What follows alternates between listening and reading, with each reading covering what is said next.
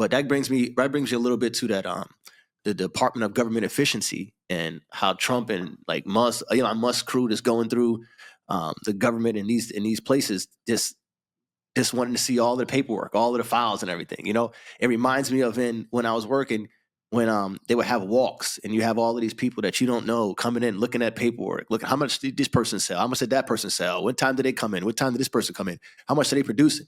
Well, these people are not producing, let's get rid of them.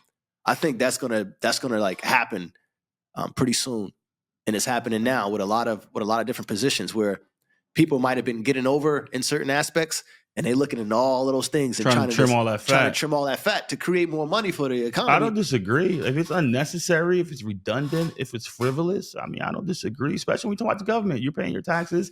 You want it to run as efficient as possible. Right. I didn't disagree. Until I thought about situations and scenarios where that happened. Like you take Home Depot, for example. If they come in, a new regime comes in, a new district manager comes in, he wants to bring all his people. So they do these big major walks and they're in your file cabinets looking at this, looking at that. And I used to like it because here I am, I'm highly competent, so I'm never worried about anything, as you can see. I don't consider myself a victim. It's like, if you don't consider me one of the best, then that just shows something wrong with your process. That's how I've always thought, right? But here it is, these people come in and they don't consider me one of the best. They wouldn't consider me one of the best because I'm not an ass kisser, I'm not doing those things. So that's where I kind of like think like, I've never seen this be successful that way. I've never seen it be successful because you got people like me who are doing the things the right way and you still get thrown under the rug, because it's more important for you to bring your own people in. It's more important for you to do that than for you to really evaluate, like, you know what? Becky is too old to be working in appliances. And tiles. Right. You know what I mean? I'm trying to use all type of names where it's all over the place so you can't even think what I'm, people can't even say, oh, you're talking about me. No, this person shouldn't be working here right now. This is the time that they come into work. This is how much they produce on an 8-hour shift. This can't happen. They got to go. Now, what happens is those people like Doge, they're going to come in and do that, but they don't know what's actually going on inside the building, that consequential knowledge that's actually going on inside the building. That's the problem.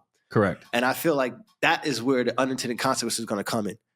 And now we're talking about the whole world, the United States. So, it sounds good because I like the idea of trimming the fat. I think you're going to have a lot of unintended consequences. But I guess you got to wait and see. And hopefully you can react quick enough to put those fires out and to address those things. Well, think about it. What really happened? When corporate came in to try to trim fat, they really didn't trim much. I don't think they really trimmed much because those same individuals that were able to get by are still working. They will still be working here and they found a way. So it's not like they really changed anything. They made it want to seem like they changed anything, but shit. We didn't see the numbers really jump. No.